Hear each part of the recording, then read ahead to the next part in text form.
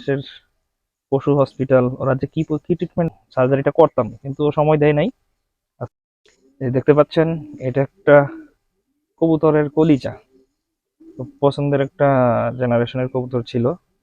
কবুতরটা দীর্ঘদিন যাবত ওকে আমি ধরে মনে হইতেছিল যে ও অসুস্থ। ইভেন ওর ভিতরে কোনো একটা ঝামেলা থাকতে পারে, এটা আমি বুঝতে পারছি। তবে সিরিয়াস কন্ডিশন যে এটা আমি খুব ভালোই বুঝতাম।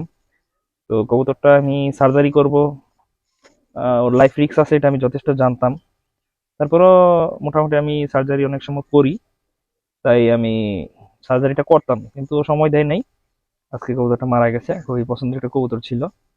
ও ছিল আমাদের টোটল ইমরুল ভাইদের বেসিক ব্রিডারের গ্র্যান্ড ডটার, আর ব্লিক্সিমের গ্র্যান্ড ডটার ছিল। ব্লাড লাইনটা জানেন সবাই যে অনেক ভালো রেজাল্ট করে বাংলাদেশে।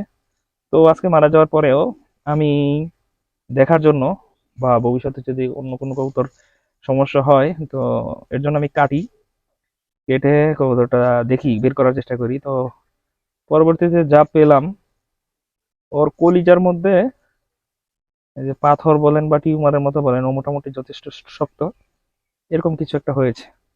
তো হয়তো এটা আমি হয়তো সার্জারি করলেও হয়তো না বাঁচার সম্ভাবনা ছিল।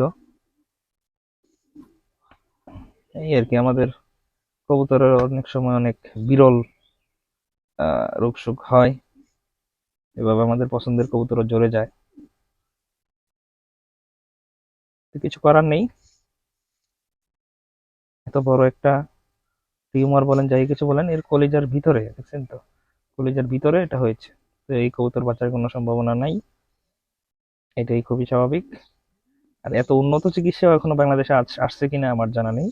আর আমাদের বাংলাদেশের পশু হসপিটাল ওরা যে কি কি ট্রিটমেন্ট দেয়, এর থেকে অনেক গুণ ভালো ট্রিটমেন্ট আলহামদুলিল্লাহ আমরা আমাদের কবুতর পশু পাখিরে করে থাকি।